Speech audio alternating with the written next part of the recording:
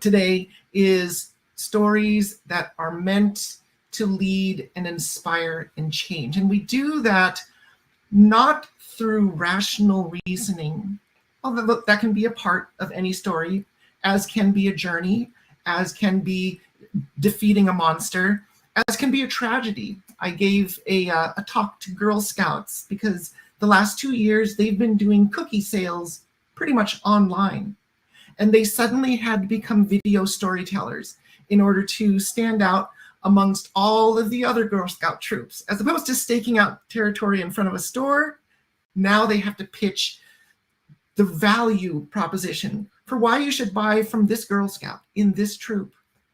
And one of the suggestions was that they consider using the tragedy as one of their vehicles. And that might not seem really obvious, but if you think about the reasons that you're going to give dollars to a Girl Scout to buy cookies beyond the fact that they're Girl Scout cookies, you also want to know that the money that you give is going to be used with purpose.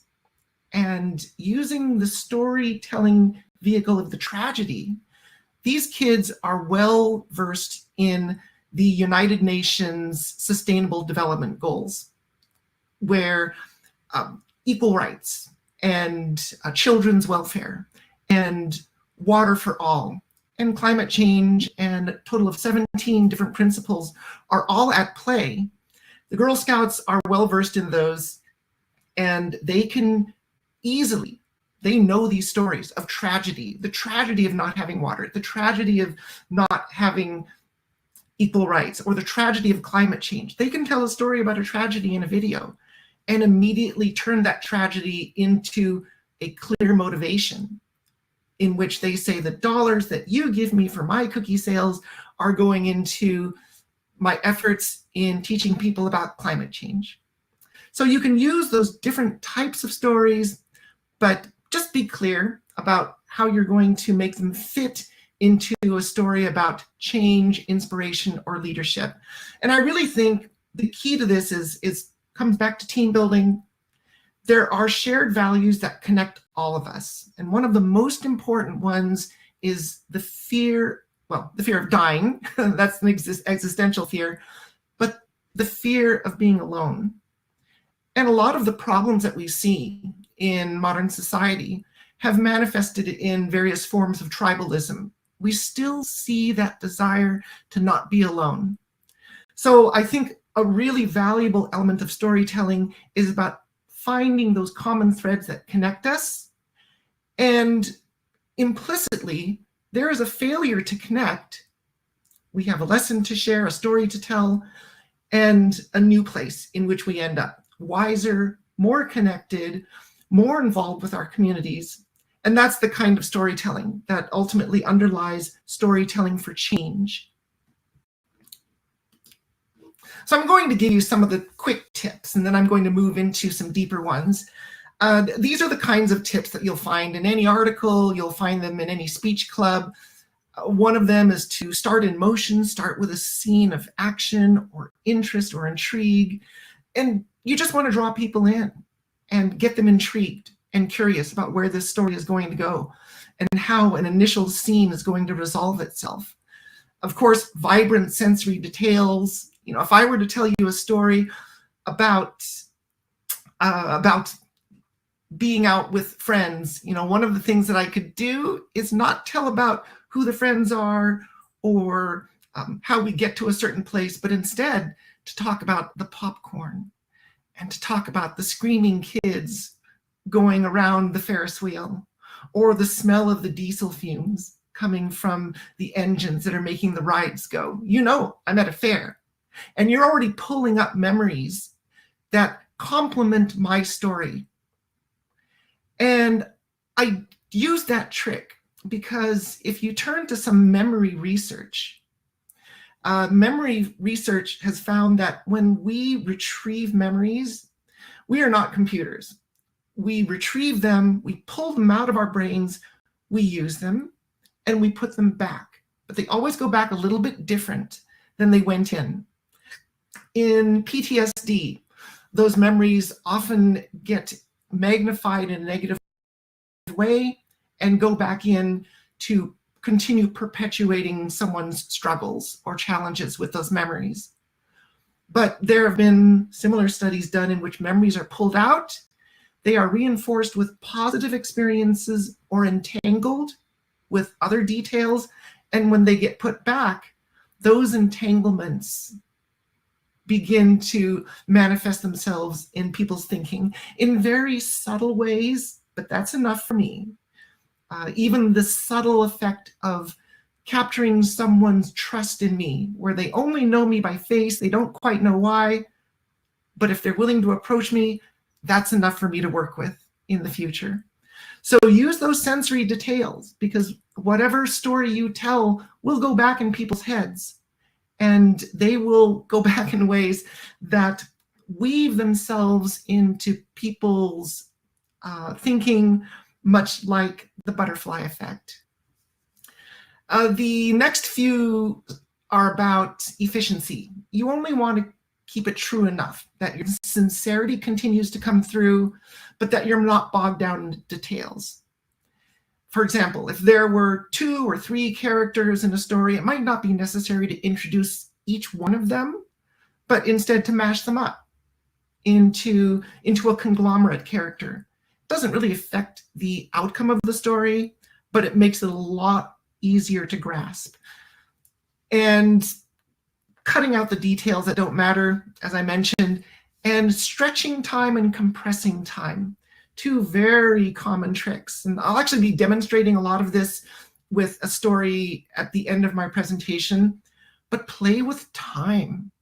You know that in emotional experiences, time compresses or time stretches, and you can use that to emphasize the importance or the irrelevance of parts of a story in ways that serve your purpose. Now, on to some master tips. So you'll find a lot of storytellers using those tricks of time, using those tricks of brevity to make sure that the story centers itself around a key moment. Because whoever we are, each one of us, we find ourselves in this moment in time because of the sum of our experiences. And in my case, there are a whole bunch of experiences relating to coming out as a transgender woman, relating to stepping onto stage and telling my stories for the first time. Every one of those moments involved this key nugget, something that just changed me.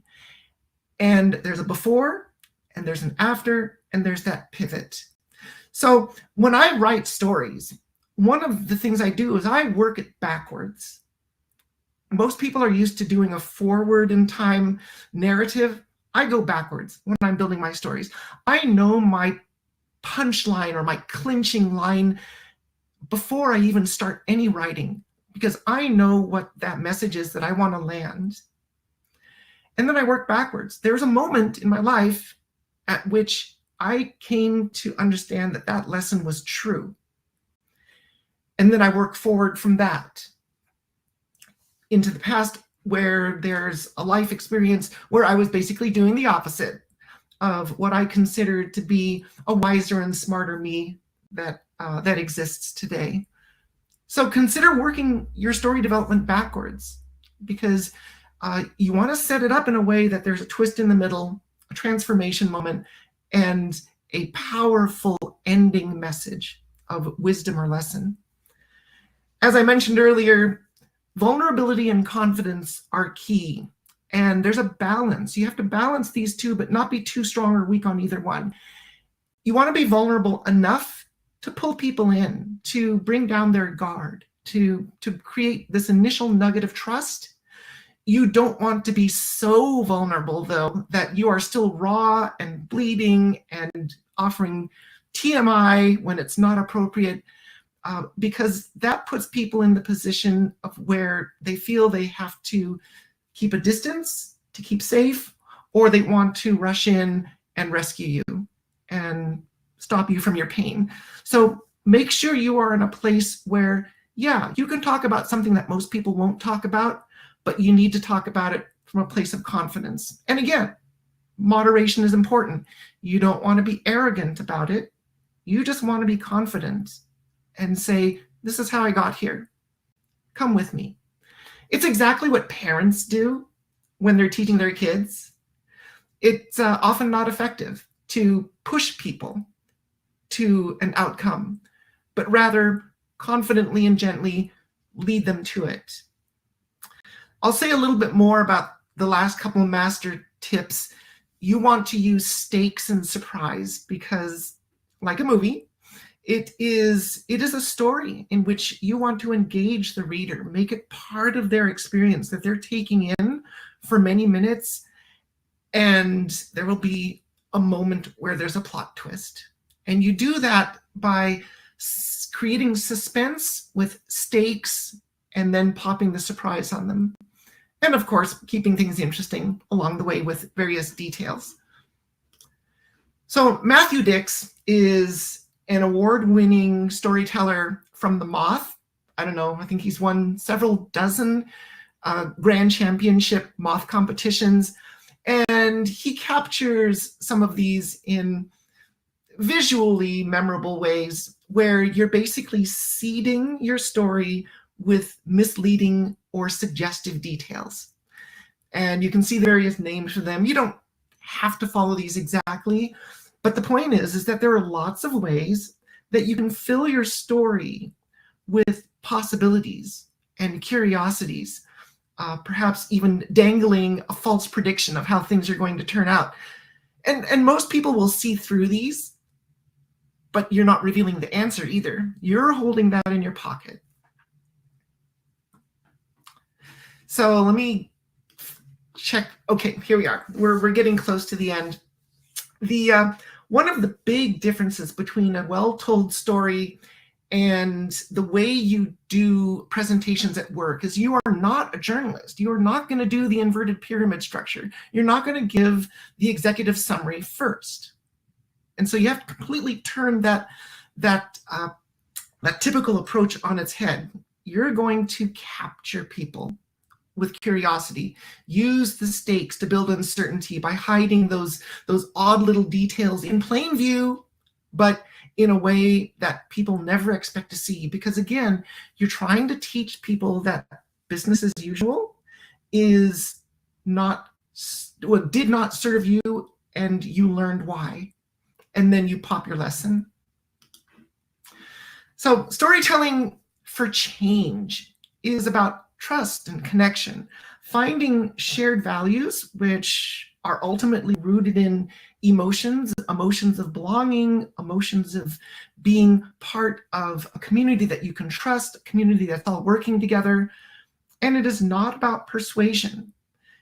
You can include data or persuasive information, but don't think that it's going to convince everybody, and don't think it's going to persuade everyone to the same set of actions. Sometimes you need to be much more clear and complement the data that you present, the business case, whatever you word it as. You want to also present a human reason. So I'm going to go ahead and conclude the slides. I'm going to jump into a really quick story example. And as I go through that, I want you to think about some of the tricks and the tips that I told you about, dealing with time, dealing with sensory details, dealing with intrigue, dealing with a plot twist, and see if you can spot them. This story starts at my house, the house in which I had raised my daughter from birth. It's a beloved little house, a modest house with big windows. Bright, sunny rectangles would paint themselves on the wood floor on summer days. This was the house that I put up for rent at a certain point a number of years ago. The party that I rented to was a group of well-respected boys who had graduated from high school, hoping to go to community college nearby.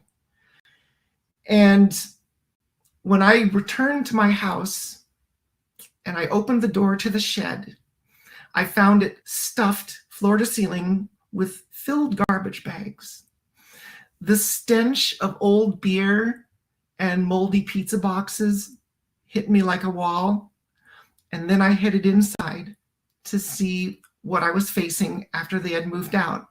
I knew it was bad. I visited a few times because of the police calls and the neighbors' complaints about red plastic cups and glass bottles being thrown into their yards as people left the party. But I found altars of hard liquor bottles on every flat surface, broken furniture, mattresses, old clothes. I was furious. I was bitter and angry, but I decided I was going to take the high road and make the best of it. I put my energy into cleaning things up, had to throw out half a ton of garbage and broken furniture, but I rescued the clothes. I laundered them and donated them to charity. And I took the books, many of which had never even been cracked open, sold them back to the college bookstore so someone else could use them. I was going to do the right thing and try to make a positive out of all this. And just as I was about ready to wrap up, I found a shoebox. And in that shoebox were some high school sports medals, a little envelope of photographs of a mom and some kids in much happier times. And this felt important to me. So I decided I was going to get this back to one of the kids who had made my life miserable and call this thing quits. Still trying to do the right thing, still trying to ride that high horse. I called everybody in the area with that last name, finally found a grandfather who said, yeah, that's my son, or my grandson. And so I went over to his house and handed over the shoebox. And he opened the box and he picked up each of the medals and fingered each one and looked at it closely and put it back in the box. And then he opened the little envelope and flipped through each of the faded photographs of a mom in big hair and a big flowery dress, and little kids, maybe age 6, 7, in joyous days on beach or on a sofa or at a birthday party. And he carefully put the pictures back in the envelope, put the envelope back in the box, and closed the shoebox. And then he looked up at me and he said, he's never been the same since his mom died.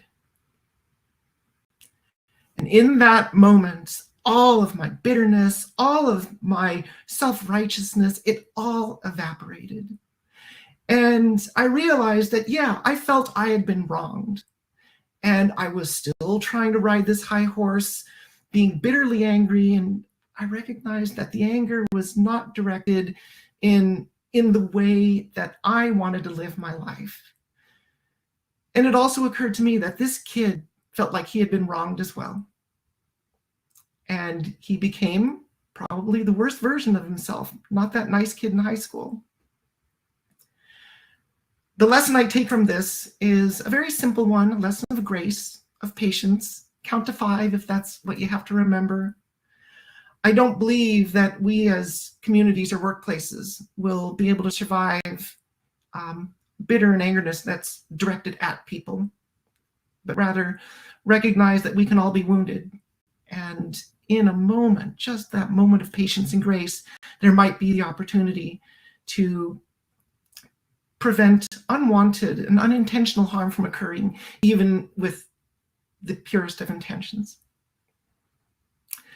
So that's a quick story. I've actually not told that much in public. I think it could turn into a pretty good one if I were to stretch it out to the full 7 minutes that's typical on stage. But you would have heard the sensory details, the stinky bags of garbage. You saw the compression and the expansion of time, that shoebox moment, and the plot twist where I realized my high horse wasn't all that high, and I need to be more introspective. So I want you to just remember that storytelling, I could have made an argument about my economic losses, the hours I put into cleaning the house, the friends I had to pull in, the time I spent in court trying to recover some of the damages. But that wouldn't have made for much of a story. Nothing that would have been very memorable. Nothing that would have gotten across that message of let's be a little more gracious to each other. And sometimes that's all it takes. Like I said, these big changes to the way we interact with each other in the workplace or in society, they come in small steps. And my hope is that I've left something in your brain that might influence your thinking a little bit more in the future. So thank you very much. I know I'm out of time, not a whole lot of time for questions, but I will stick around, and hopefully you have the information about how you can reach me. And I will hand it back to our great producer, Tong Lin. Ginger, thank you so much. Yeah, there are no questions in the chat, but a lot of crying, a lot of thank yous, just a lot of positivity all around. And, you know, as a filmmaker, something that really stuck with me, you know, that comment you said about telling your story from your scars and not your wounds. I know that I'm not the only one who deeply, deeply felt that. You know, and I think it's really interesting getting to the emotional center of our humanity, even in tech. I think it's super important that is essentially what I think we're trying to get to. So I'm so happy that you are there. Yeah. And for everyone who participated, you can contact me. I have a whole bunch of these awesome fabric iron-on patches that I can arrange to get to you one way or another. That is amazing. Thank you so much, Ginger. Jazzy, our chat moderator, has been posting some links, keeping it lit in the chat. I know Ginger's LinkedIn is there as well, so feel free to contact her. Thank you so much, Ginger. Thank you so much. All right, y'all, we're going to keep it moving. We're pretty much at time here at the Kamala Harris stage. We're going to keep it lit. It is a beautiful Tuesday, a beautiful foggy Tuesday here in San Francisco. Throw it up in the chat. Where are you all chiming in from? We are global, but I know a lot of you are on Pacific time like me. So hopefully you are lit and ready to go. All right, let's bring up our next speaker. So our next speaker is River Nice. And I'm really excited about this because I think we all could use this kind of help. So River Nice is the owner and financial planner of Be Intentional Financial. And this talk is called Building and Prioritizing Financial